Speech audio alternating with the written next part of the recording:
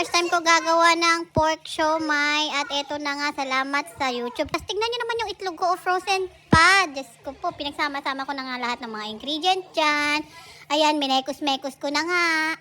Tapos itong wrapper na gagamitin natin ay 1-ton wrapper. Tapos nilagyan ko pa siya ng oil para daw sabi nila hindi raw ganun kadikit. Pero in the end, hindi ko naman ginamit yung oil.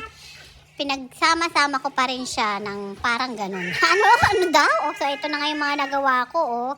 Nakarami rin naman. Hindi ko na siya nabilang ng per piece. Ang ingay ni Janaya. Oh my God. Tapos eto na nga tayo'y magbe-blender ng bawang at ng siling labuyo.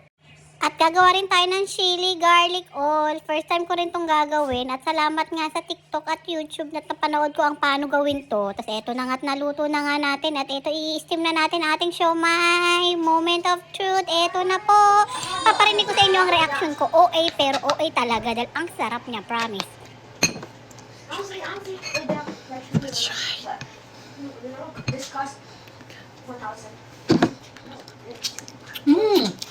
Parang sa siomai house. Siomai ano? Sarap. Sa binibili sa Pilipinas. Oh my God. Hey! Luis? Mm. I know he's there. Sarap. Oh my God. At talagang feel na nga at ang ingay kumain ni Mami Jo. Parang sa Pilipinas. Oh my gulay. Ang sarap. Oh.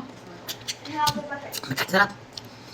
Apaka-OA nga na reaction ko dyan. Paano naman kasi first time ko to ginawa at talagang nakuha-kuha ko yung lasa. Hindi sa pagmamayabang. Ang sarap niya, promise. Ito, dahil Ano pa natin first kunin? time ko lang. Basta yung chili garlic niya, ang sarap yung parang sa Pilipinas. O siya, hanggang dito na nga lang. Baka nauumay na kayo. Thank you for watching. Promise, sarap. Bye!